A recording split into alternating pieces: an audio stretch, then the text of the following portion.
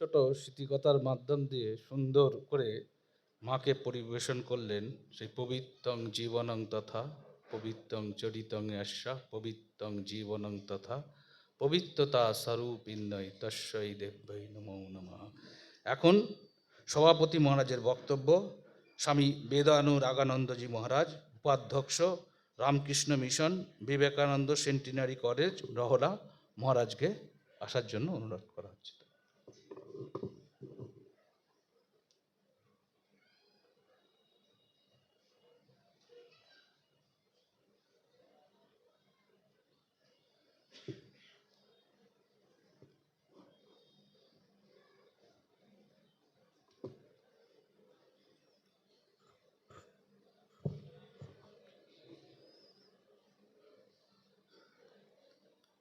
ॐ जननीं शारदां देवीं रामकृष्णं जगद्गुरुं पादपद्मे तयोः श्रुत्वा प्रणमामि मुहुर्मुहुः।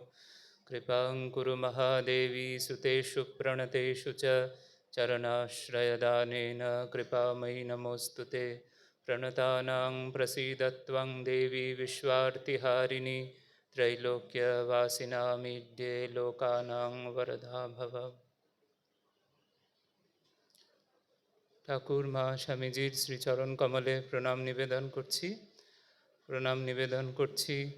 মঞ্চে উপবিষ্ট জয়রামবাটি মাতৃমন্দিরের পূজনীয় অধ্যক্ষ মহারাজ শ্রীমৎ স্বামী জ্যোতির্ময়ানন্দজি মহারাজের চরণে প্রণাম নিবেদন করছি। পূজনীয় ধ্যাননিষ্ঠানন্দজি সহ সকল সন্ন্যাসী ব্রহ্মচারী মহারাজদের উদ্দেশ্যে শ্রদ্ধা এবং নমস্কার জানাচ্ছি। এই ধর্মসভার প্রধান বক্তা শ্রদ্ধেয় শ্রীমৎ স্বামী উমাপদানন্দজি মহারাজকে এবং সকল সমবেত ভক্তমণ্ডলীকে আমার শ্রদ্ধা এবং নমস্কার জানাচ্ছি। আজ আমরা একটি বিশেষ লগ্নে এখানে উপস্থিত হয়েছি। এতক্ষণ আমরা খুব সুন্দর শ্রদ্ধেয় উমাপদানন্দজি মহারাজের কাছ থেকে শুনছিলাম মায়ের জন্মতিথির বিভিন্ন বর্ণনা। সেখানে মায়ের যে উতলে ওঠা ভালোবাসা এবং সকলের জন্য তার যে সন্তান বাৎসল্য, তার যে স্থিতধী হওয়ার যে সকল লক্ষণ তার মধ্যে সদা সর্বদা প্রস্ফুটিত ছিল, এবং তার যে সমব্যথী হওয়ার যে গুণাবলী, ইমোশনাল ইন্টেলিজেন্স, সেগুলি আমরা খুবই মনোগ্রাহী ছিল এবং এতক্ষণ আমরা সেখানেই ডুবেছিলাম। আজকে আমরা এই ধারা, মাতৃচিন্তার ধারা ধরেই আরেকটু যদি এগোতে পারি, আমরা দেখব যে আজকে আমরা যেখানে দাঁড়িয়ে রয়েছি এবং যে সময় দাঁড়িয়ে রয়েছি সেটি একটি বিশেষ স্থান, বিশেষ কাল এবং বিশেষ একটি পাত্রের বা পাত্রীর আলোচনার নিয়ে আমরা সবাই অনুধ্যানে দাঁড়িয়ে রয়েছি। স্থানটি সাক্ষাৎ জগদম্বার, সাক্ষাৎ মহামায়ার আবির্ভাব স্থল। এবং এই জয়রামবাটির ভূমির মাহাত্ম্য যারা ব্রহ্মজ্ঞ পুরুষ তারা বুঝতে পারতেন। শারদানন্দজি মহারাজ যখন জয়রামবাটিতে আসতেন, শারদেশানন্দজি মহারাজ বলছেন যে আমোদরের কাছে গাড়ি থেকে নেমে পড়তেন এবং চটি জুতো হাতে নিয়ে খালি পায়ে এই জয়রামবাটিতে প্রবেশ করতেন। ভাবখানি এরকম যে মহাপুণ্যভূমি, সেখানে জুতো পরে যাওয়া যাবে না, এরকম তার গভীর শ্রদ্ধা এবং ভক্তি ছিল। স্বয়ং শ্রী শ্রী মা বলছেন যে এই জয়রামবাটি শিবপুরী তেরাত্রির বাসে দেহশুদ্ধি হয়। যখন তার স্থূল শরীরে তিনি শেষবারের মতো জয়রামবাটি থেকে উদ্বোধনে যাচ্ছেন, তখন এই জয়রামবাটির ভূমি স্পর্শ করে বলে মাথায় এই ধুলি নিয়ে বলেছিলেন, জননীং জন্মভূমিশ্চ স্বর্গাদপি গরিয়াসি। স্থানটি এরকমই মাহাত্ম্যপূর্ণ। কালটি শ্রী শ্রী মায়ের জন্মতিথি। ঠিক এই রকমই এক বৃহস্পতিবারের সন্ধ্যার পরেই শ্রী শ্রী মায়ের আবির্ভাব। এখন সন্ধ্যা প্রায় সমাগত এবং আজও বৃহস্পতিবার শ্রী শ্রী মায়ের যে আবির্ভাব হয়েছিল, সেই 22শে ডিসেম্বর সেই বছর ছিল। এই বছর সেই অগ্রহায়ণ, চান্দ্র অগ্রহায়ণ মাসের কৃষ্ণা সপ্তমী তিথিতে এরকমই এক বৃহস্পতিবারের সন্ধ্যায় সাক্ষাৎ মহালক্ষ্মী রূপা শ্রী শ্রী মা আবির্ভূতা হয়েছিলেন। সেই রকমই এক মুহূর্তে আমরা সবাই একেবারে সমবেত হয়েছি। এবং যিনি আজকের আমাদের বিশেষ অনুধ্যানের বিষয়, তিনি শ্রী শ্রী মা। তিনি তো আমাদের সকলের মন প্রাণ এমনি বশ করে নিয়ে একেবারে আমাদের কাছে সদা সর্বদা রয়েছেন। তার জন্য তাকে তার যে স্বাভাবিক যে আকর্ষণী শক্তি, তাতেই তিনি আমাদের সকলের হৃদয় জয় করে রয়েছেন। শ্রী শ্রী মায়ের বিষয়ে, তার জন্ম যখন হয়েছিল, তার ধাত্রী যিনি ছিলেন তিনি বলছেন যে যখন মা ভূমিষ্ঠ হচ্ছেন তখন তাকে প্রথম তিনি কোলে নিয়েছিলেন, তখন মনে হয়েছিল যেন একটি আলোর তাল, মানে যেন আলোর একটি পিণ্ড, জ্যোতির্ময়ী মূর্তি এরকম মনে হয়েছিল। পরেও শ্রী শ্রী মায়ের জন্মের পরেও যখন তিনি কোলে নিয়েছেন তখন আরও একবার তার এরকম মনে হয়েছিল যে যেন এক জ্যোতির্ময়ী বালিকাকে তিনি কোলে নিয়ে রয়েছেন, এবং তিনি একটু সসংকোচে ভীত হয়ে মা কালীর নাম করছিলেন। তো এইভাবে মায়ের ধাত্রীমা তার বর্ণনা দিয়েছেন একেবারে তার জন্মের প্রথম মুহূর্তগুলির, যেখানে তিনি একেবারে একটি আলোর তাল অর্থাৎ একটি জ্যোতির্ময়ী রূপে আত্মপ্রকাশ করেছিলেন। শ্রী শ্রী মায়ের যে এই জয়রামবাটিতে অবস্থান, সেটি যদি আমরা দেখি, যে ঠাকুর যেমন বলছেন, ঠাকুর বলছেন যে তার তিনটি অবস্থা, বাল্য, পৌগণ্ড এবং যুবা, অর্থাৎ তিনি শিশু, আবার তিনি কিশোর, এবং আবার তিনি যুবক। তো ঠাকুর বলছেন, শ্রীরামকৃষ্ণ বলছেন, যখন বালক তখন তিনি একেবারে শিশু, একেবারে ত্রিগুণাতীত।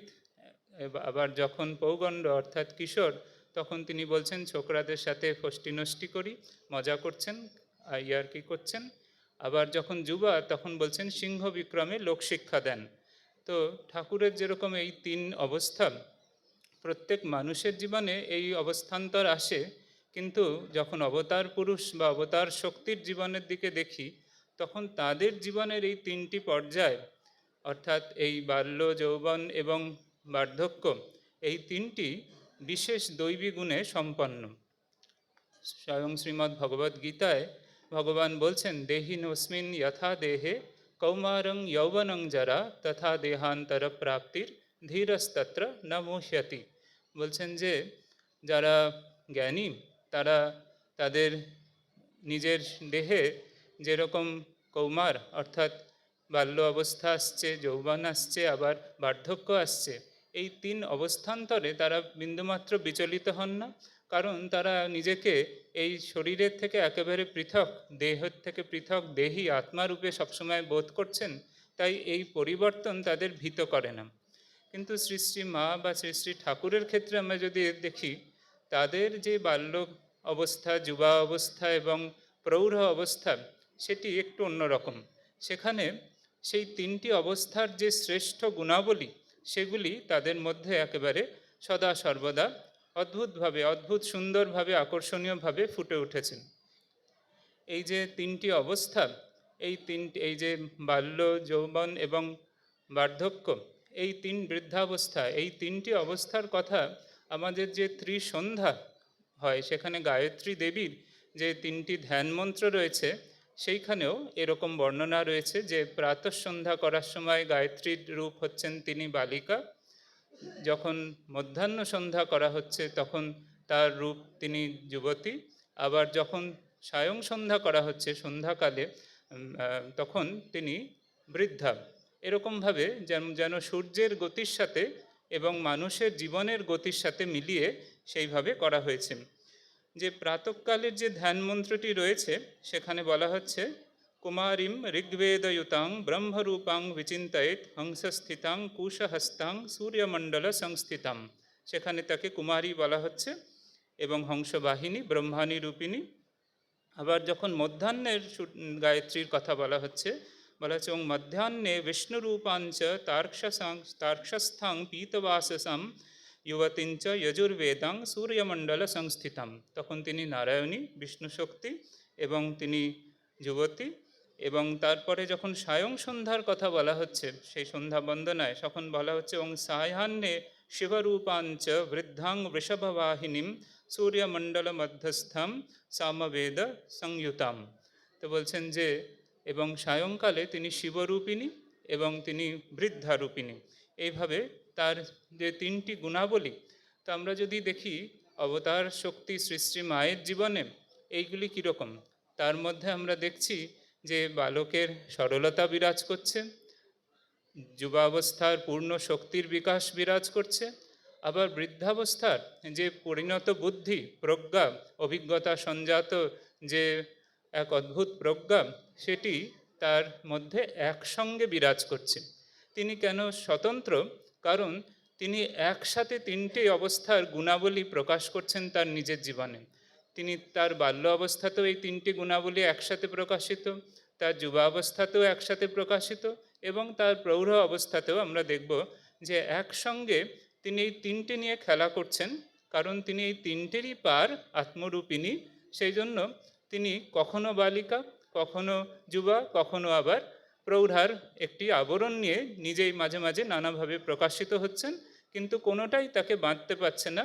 তিনি মানে এক ঝলকেই এক পর্ব থেকে আর এক পর্বে নিজেকে পরিবর্তিত করতে পারছেন। এই যে ত্রিসন্ধ্যা, এই যে ত্রিসন্ধ্যা অর্থাৎ এই যে বিভিন্ন অবস্থা, এটি ব্যক্ত ব্রহ্মের তিনটি অবস্থা বলা যেতে পারে। সেটিকেই আমরা ভাবতে পারি যে শ্রী শ্রী জগদ্ধাত্রী পূজা যে হয় সেটিও এই ত্রিসন্ধ্যা নিয়ে, পূর্বাহ্ন, মধ্যাহ্ন এবং অপরাহ্ন, সেখানে এই যে তিন অবস্থা সেটি শ্রী শ্রী মায়ের জীবনে রয়েছে। আবার যখন সূর্য থাকে না, যখন মহানিশা, তখন আর কোনো অবস্থা নেই, সব অবস্থার অতীত শুদ্ধ ব্রহ্মস্বরূপিণী তিনি, তখন একেবারে সমস্ত সৃষ্টি শ্মশানে স্তব্ধ হয়ে গেছে, তখন মা কালী, তখন মায়ের মধ্যে সেই কালী সত্তা আত্মারূপ বিরাজ করছে। তাই মায়ের যে প্রেক্ষাপট, সেখানে তিনি কালী রূপিণী ব্রহ্ম, আবার সম্মুখে তিনি তার ত্রিসন্ধ্যা রূপিণী এই বাল্য, যৌবন এবং প্রৌঢ়া রূপিণী এই জগদ্ধাত্রী রূপ নিয়ে তিনি খেলা করে বেড়াচ্ছেন। তার মধ্যে যুগপৎ এই কালী সত্তা এবং জগদ্ধাত্রী সত্তা একসঙ্গে তিনি নিয়ে একটি অদ্ভুত লীলা তিনি করে গেছেন তার জীবনে। আমরা যদি খুব সংক্ষেপে তার জীবনের এই সব পর্বগুলি বা এই সব ভাবগুলির কথা দেখি, তাহলে দেখব যে প্রথমে যদি তার বাল্যরূপের দিকে আসি, শ্রী শ্রী মায়ের বালিকা সত্তা, সেই বিষয়ে আমরা দেখব যে একেবারে প্রথমেই যখন তিনি দর্শন দিয়েছেন তার মাতা পিতাকে, তিনি বালিকা রূপে দর্শন দিয়েছেন শিহরের বেলগাছ থেকে। সেই বালিকা রূপিণী সেই দেবী এসে জড়িয়ে ধরে বলছেন যে আমি তোমার ঘরে এলাম মা। তার বাবা রামচন্দ্র মুখোপাধ্যায় দেখছেন যে হেমাঙ্গী এক বালিকা লক্ষ্মী রূপিণী হয়ে তার কাছে আসছেন। এটি মায়ের কন্যাকুমারী রূপ, যেটি স্বামীজির বিশেষ অনুপ্রেরণার একটি স্থল। শারদেশানন্দজি মহারাজ খুব সুন্দর বলছেন, যাহার স্নেহসুধায় প্রাণ পরিতৃপ্ত হয় তিনি মা, আবার পুলকিত প্রাণের স্নেহধারা যাহার দিকে ধাবিত হয় তিনি মেয়ে। বলছেন যে মায়ের মধ্যে মাতৃসত্তা তো অবশ্যই প্রধান, কিন্তু তার সঙ্গে সঙ্গে মাঝে মাঝে তিনি বালিকা বা কন্যা হয়ে যেতেন। এবং বলছেন যে আজকে যেহেতু মায়ের জন্মতিথি, তাই যেরকম যীশুখ্রিস্টের জন্ম সময় আমরা তখন তাকে ছোট্ট বালক ভাবি, ঠিক সেরকম শ্রীকৃষ্ণের জন্মের সময় তাকে ছোট্ট গোপাল ভাবি।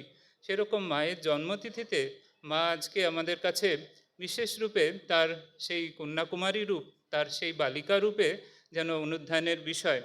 আমরা যদি দেখি যে তার এই বালক সত্তা, সেটি আপাত দৃষ্টিতে খুব সরল, কিন্তু তার মধ্যে মধ্যেই কিন্তু ঝলক দিয়ে দিয়ে যুবাবস্থা এবং বৃদ্ধাবস্থার গুণাবলীগুলো ফুটে উঠছে।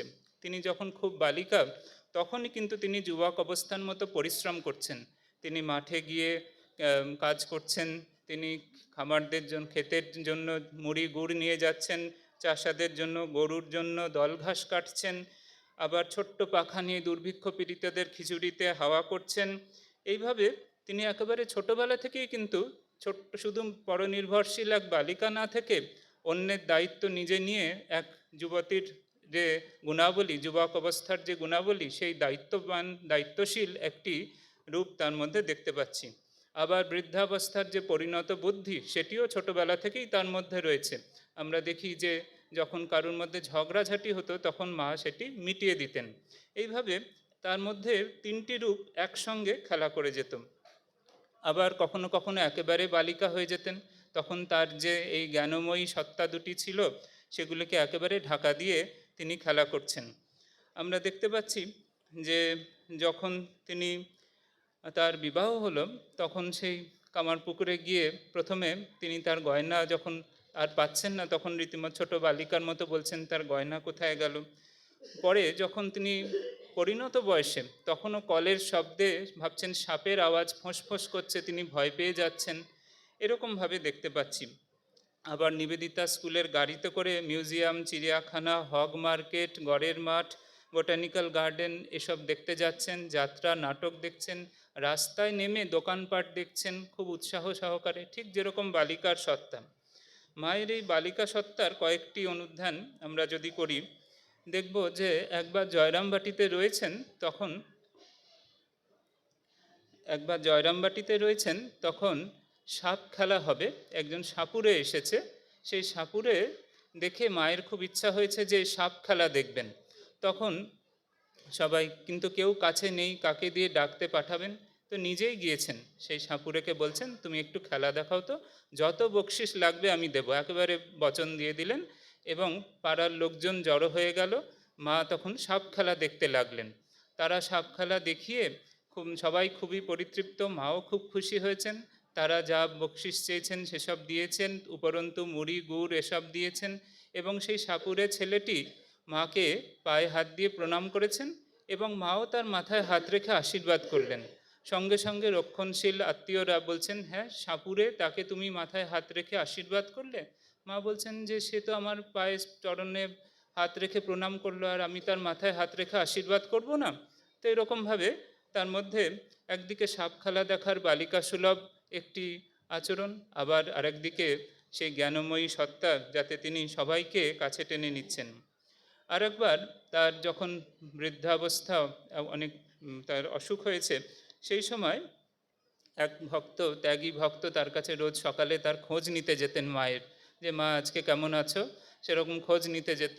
তো তখন মা একদিন গিয়েছেন, তখন মা একদম বালিকার মতো বলছেন যে ভালো আছি, কিন্তু খুব খিদে পেয়ে গেছে। বলছেন যে খুব খিদে পেয়ে গেছে, কিছু খেতে দাও। তো সেই দেখে তার সেবিকা যে ছিলেন, তিনি একটি একটি পাত্রে কিছু জিনিস বানিয়ে, ছাতুর মতো জিনিস বানিয়ে সেই ত্যাগী সেবককে দিয়েছেন। সেটি আসলে ময়না কোটা বলে একটি জিনিস, যেখানে কিছু খই ভাজা রয়েছে, কিছু আধ কোটা খই, আবার তিলের গুঁড়ো এবং কিছু নুন ঝাল দিয়ে খুব সুস্বাদু সহজপাচ্য একটি খাবার। মায়ের অত্যন্ত প্রিয় ছিল, এবং সেই ময়না কোটা দিতেই মা সঙ্গে সঙ্গে বলছেন খাইয়ে দাও। ঠিক বাচ্চা কন্যা যেরকম বলে সেরকম বলছেন যে খাইয়ে দাও। তখন সেই সেবক বসে ইতস্তত করছেন যে কি করে মাকে খাইয়ে দেবেন। মা বালিকার মতো মুখ হাঁ করে বসে রয়েছেন যে খাইয়ে দাও। তখন খাইয়ে দিলেন, এবং একেবারে সেই অদ্ভুত বাল্যলীলা। কিন্তু তখন তার বয়স কিন্তু তার প্রৌঢ়াবস্থা, সেই জন্য আমাদের সবসময় মনে রাখতে হবে এই তিন অবস্থা তার যে কোনো সময় উপস্থিত হচ্ছে, সবসময় তিনি এই তিন অবস্থা নিয়ে খেলা করে যাচ্ছেন। আরেকবার গোয়ালপাড়ায় যুবক ত্যাগীরা রয়েছেন, তাদের মধ্যে কেউ কেউ আগে স্বদেশী করতেন বলে পুলিশের নজর রয়েছে। বিভূতিবাবু মায়ের ছেলে, তিনি বাঁকুড়ার জেলার ডেপুটি সুপারিনটেন্ডেন্টকে কাছে নিয়ে এসেছেন, এবং এসব আলোচনা করে বলছেন যে মা আপনার কি ভয় করে? সঙ্গে সঙ্গে বিভূতিবাবু বলছেন না না, ভয় করবে কেন, কোনো ভয়ের কিছু নেই। সঙ্গে সঙ্গে মা আবার পিছন থেকে বলছেন না বাবা, আমার কিন্তু খুব ভয় করে, ঠিক বালিকার মতো বলছেন আমার কিন্তু খুব ভয় করে। তখন সেই পুলিশ বলছেন কোনো ভয় করবেন না, আমরা আছি। মা তাতে খুব আশ্বস্ত হলেন, যেন পিতা কন্যাকে আশ্বস্ত করলেন, এবং তিনি খুবই আশ্বস্ত হয়ে তার পথের দিকে তাকিয়ে রইলেন, এবং সেই পুলিশ চলে গেলেন। আরেকবার কোয়ালপাড়ায় দোলনা রয়েছে, সেই দোলনা মা দুলতে খুব ভালোবাসছেন, অন্যরাও দুলছে, মা তাদেরকে দোলাচ্ছেন, নিজেও কখনো দুলছেন, এরকম ক্রীড়া চঞ্চলা একেবারে। যোগিন মায়ের সঙ্গে মায়ের একটি ঘটনা রয়েছে, সেটি একেবারে দক্ষিণেশ্বরে। সেখানে তখন যোগিন মা এসেছেন, মা হঠাৎ বলছেন গোলাপ তুমি, যোগিন তুমি কি শুকনো বেলপাতা দিয়ে বলে ছেড়ে দিয়েছেন, অর্থাৎ আমার পুজো করো? তো যোগিনমা খুব অবাক হলেন যে মা দক্ষিণেশ্বরে বসে কি করে কলকাতায় তিনি পুজো করার সময় শুকনো বেলপাতা ব্যবহার করেন সেটি বুঝতে পারলেন কি করে। তো বুঝে গেলেন যে মা অন্তর্যামিনী, এবং সঙ্গে সঙ্গে খুবই অবাক হয়ে মায়ের দিকে তাকিয়ে রয়েছেন। কিন্তু মা সঙ্গে সঙ্গে তার যেই দৈবী সত্তা, তার যেই জ্ঞানময়ী সত্তা, সেটিকে ঢেকে ফেলে যোগিন মাকে একদম ছোট্ট বালিকার মতো জড়িয়ে ধরলেন। এবং যোগিন মাও ভাবলেন তার যে কন্যা গনু, তিনি মৃত, তা কিছুদিন আগে তার মৃত্যু হয়েছে, এবং মনে হলো তার কন্যা গনুই বোধহয় তাকে এরমভাবে জড়িয়ে ধরেছে, এবং তিনিও মাকে খুবই কন্যার মতো আদর করতে লাগলেন। হঠাৎ তার চমক ভাঙল এবং মনে হলো যে এ কি, মা তো সাক্ষাৎ ভগবতী, আমি তাকে একটা বালিকার মতো এরকম তাকে স্নেহ করছি, আদর করছি, সঙ্গে সঙ্গে আবার মায়ের চরণে প্রণাম করে যোগিন মা তাড়াতাড়ি সরে আসলেন। এরকম ঠাকুর এবং মায়ের মধ্যে একসাথে একবার দেবী ভাব, আবার একবার এই বাল্যভাব, বালিকার ভাব সবসময় দেখা যাচ্ছে। একবার কোয়ালপাড়ায় রয়েছেন, সেখানে দুটি বালক এসেছে, তারা দুটি বালক এবং একটি যুবক দোলের দিন এসছে, হোলির দিন এসেছে, এবং তারা মাকে বলছেন আবির নিয়ে এসছেন। মা তাদের আবির দেবে শুনে ভাবান্তর হয়ে গেল, একেবারে ব্রজেশ্বরী শ্রী রাধিকার যে কিশোরীজির যে ভাব সেরকম হয়ে গেল।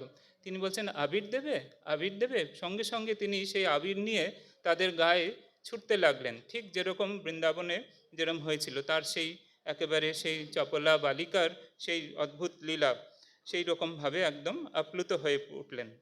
আবার শ্রী শ্রী মায়ের যে যুবাবস্থার যে সকল লক্ষণ, সেখানে আমরা দেখি যুবাবস্থায় শক্তির একেবারে পূর্ণতা বিরাজ করছে, এবং একেবারে সদা সর্বদা তিনি কিন্তু মানে এক সকল যুব সমাজের কাছে একটি জ্বলন্ত উদাহরণ, জ্বলন্ত অনুপ্রেরণা। তিনি সেই তার এই গ্রামের পল্লী রমণী হয়ে তথাকথিত স্কুল কলেজের শিক্ষা না থাকলেও তিনি কিন্তু ভারতবর্ষের প্রথম মাল্টিন্যাশনাল অর্গানাইজেশন এই রামকৃষ্ণ মিশনের একটি অনুপ্রেরণা দিতে পেরেছিলেন। এর জন্য এর উৎস শ্রী শ্রী মায়েরই মনের যে ইচ্ছা, তার প্রার্থনা বোদ্ধগয়ায়, সেখান থেকেই সেটি প্রথম এসেছে। আবার আমরা দেখছি যে প্রকৃতি সুলভ যে সকল গুণাবলী ভগবান গীতায় বলেছেন, কীর্তি শ্রীর বাকচ নারী নাম স্মৃতি মেধা ধৃতিক্ষমা, সেই সবগুলি শ্রী শ্রী মায়ের মধ্যে একদম পূর্ণরূপে রয়েছে। তার যুবাবস্থায় এগুলি তার এক একটি বিশেষ প্রকাশ। তার মধ্যে কীর্তি, তিনি এই সকল অসাধারণ কীর্তি করে গেছেন। তিনি এইরকম ভালোবাসা দিয়ে, সেবা দিয়ে একটি সাধনার ধারা প্রাণবন্ত করে দিয়ে গেছেন। তিনি মানুষ গড়ার কারখানা এইভাবে তৈরি করেছেন।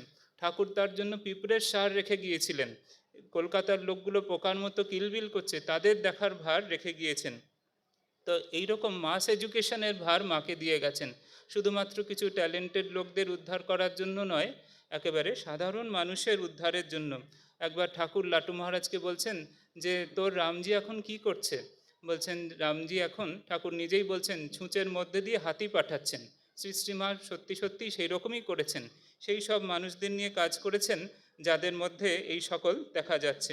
তার শ্রী কীর্তির পরে তার শ্রী, সদা সর্বদা তার পরিমাপ বোধ, সেটি এবং সমত্বই তার শ্রীর লক্ষণ।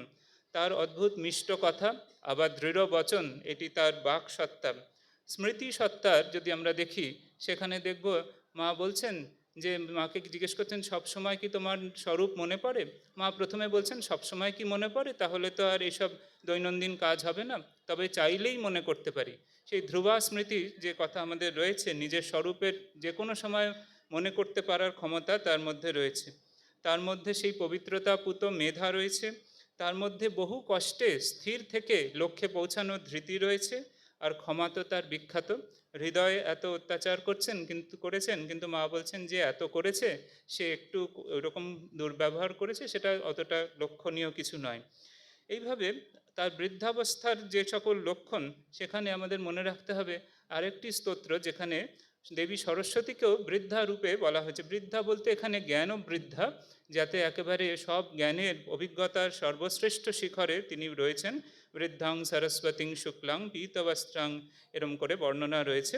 সেখানে তিনি জ্ঞানোজ্জ্বলা, সব ঐশ্বর্য ত্যাগ করে দিয়েছেন, অনাসক্তি এরমভাবে রয়েছেন। তার লীলা সংবরণের সময় তার এই সকল সত্তা আমরা দেখতে পাই। আমরা একটি দুটি উদাহরণ বলে আলোচনা শেষ করে আনার চেষ্টা করি।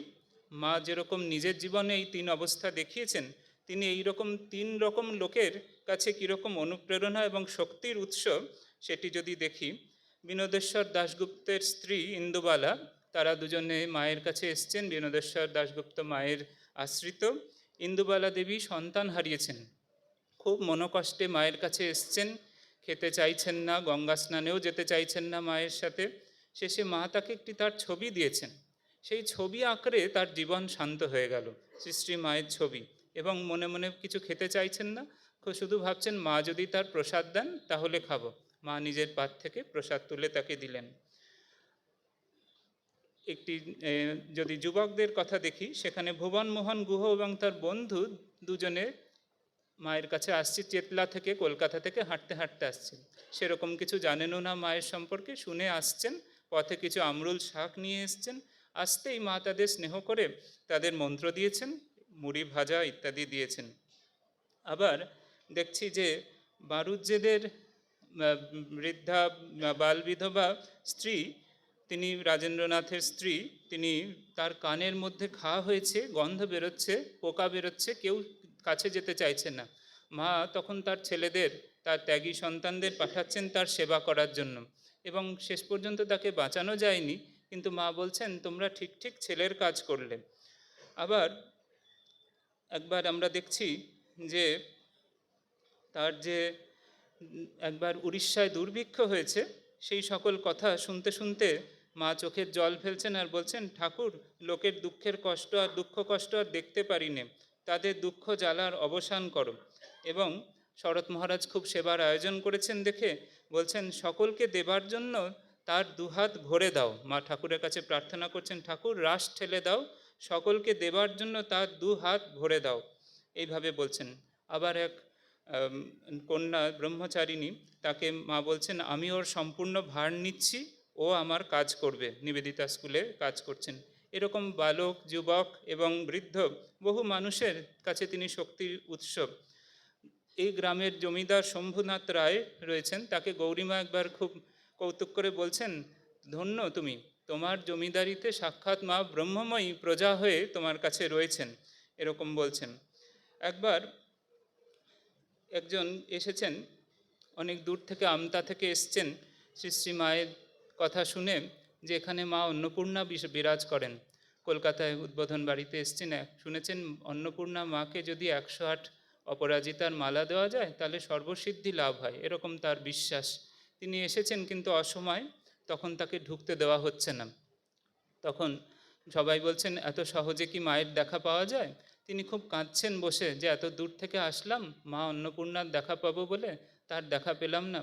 তো মা এই হইচই শুনে চলে এসে বলছেন, কি হয়েছে, এত হট্টগোল কিসের? তো তখন মা এসে দাঁড়িয়েছেন, তো বলছেন, মা অনেক অনেক দূর থেকে এসেছিলাম। তো বলছেন, মা বলছেন, হ্যাঁ তুমি তার দেখা পাবে বই কি, বলে তার দিকে তাকিয়ে রয়েছেন। হঠাৎ বৃদ্ধ তার মুখের দিকে তাকিয়ে অবাক হয়ে বলছেন, আমি সাক্ষাৎ অন্নপূর্ণার দর্শন পেয়ে, এবং বলছেন, দাও তোমার সেই অপরাজিতার মালা এবং একটি ডাব, সেটি নিয়ে এসছেন। সেটি মা নিলেন, এবং মায়ের মধ্যেই তিনি সেই অন্নপূর্ণার রূপ দেখে একেবারে বিহ্বল হয়ে গেলেন। এরকম বহু ঘটনা। শ্রী শ্রী মা সকলের অত্যন্ত আপন। স্বামী বিশুদ্ধানন্দজি মহারাজের কাছে একজন একটি অস্ট্রিচের পাখা দিয়েছেন, তিনি নিয়ে ভুল করে নিজে হাওয়া করে নিয়েছেন। তারপরে বললেন, ভাবলাম ঠাকুরকে দেব, কিন্তু আমি ব্যবহার করে ফেলেছি, ঠিক আছে এটা মায়ের জন্য নিয়ে যাও। মা কখনো ছেলের কোনো দোষ ধরবেন না, মা অত্যন্ত আপন। এইভাবে একবার স্বামী আত্মানন্দজি মহারাজ এক মহাষ্টমীর রাত্রে, স্বামীজির শিষ্য, তিনি একলা রয়েছেন কোথাও, শ্রী শ্রী মায়ের ছবির সামনে একটু পায়েস রান্না করে বলছেন, মা আমি তো তোমার ভিখারি ছেলে, আর তো কিছু করতে পারবো না, বলে ওই পায়েস মাকে নিবেদন করছেন। শুদ্ধানন্দজি মহারাজকে একবার জিজ্ঞেস করা হয়েছিল, আপনার কি কোনো দর্শন হয়েছে? তখন তিনি বলছেন যে যদি একটা ভূতও দেখতে পেতাম তাহলেও হতাম, কিন্তু তার একটি বিশেষ দর্শন হয়েছিল। বলছেন, একদিন দেখলাম জ্যোতির্ময় দুটি চরণ চিহ্ন, অর্থাৎ পরে বুঝেছিলেন সেটি শ্রী শ্রী মায়ের চরণ চিহ্ন, একেবারে জ্যোতি ঠিকরে বেরোচ্ছে, এক মহাশক্তির প্রকাশ। শ্রী শ্রী মা সকলের অত্যন্ত আপন। মায়ের পালকি বাহক যোগীন্দ্র, তার স্ত্রীকে মা বলতেন লক্ষ্মী বউ। তার ছেলে শান্তির দুধে ভাতে মা নিজের রূপোর বালা গড়ে দিয়েছিলেন। এরকম বহু ঘটনা। আমরা আজ তার জন্মতিথির শেষে, এই আলোচনার অনুধ্যানের শেষে মায়ের জন্মতিথি উপলক্ষে একটি স্তোত্রের অংশে তার জন্মতিথি উপলক্ষে একটি প্রার্থনা রয়েছে। দীনার্ত দুঃখহ মাতা কৃপয়া পরয়া সুতা অবোধং রক্ষসন্তানং মায়াচক্র বিভেদতঃ অদ্যতে পুণ্যজন্মাহ স্মরণ মাতৃ সুগৌরবম পাদেত্র প্রার্থনাং দেবী প্রীত্যা সাবহিতাশ্রেণম। এর অর্থ যে দিন শরণাগত দিন আর্তের দুঃখ যিনি দূর করেন, সেই তার কাছে বলা হচ্ছে, আমি তোমার অবধ ছেলে, তুমি এই মায়াচক্র থেকে আমাকে রক্ষা করো। আজ তোমার এই পুণ্য জন্মতিথিতে অদ্যতে পুণ্যজন্মাহ স্মরণ মাতৃসু গৌরবম্মা, তোমার এই গৌরব গাথা স্মরণ করছি। পাদেত্র প্রার্থনাং দেবী প্রীত্যা সাবহিতাশ্রেণু, তোমার চরণ কমলে এই প্রার্থনা, তুমি নিজ গুণে প্রসন্ন হয়ে এই প্রার্থনা শুনুন। সকলকে প্রণাম জানাচ্ছি। শ্রী রামকৃষ্ণ অর্পণমস্তু।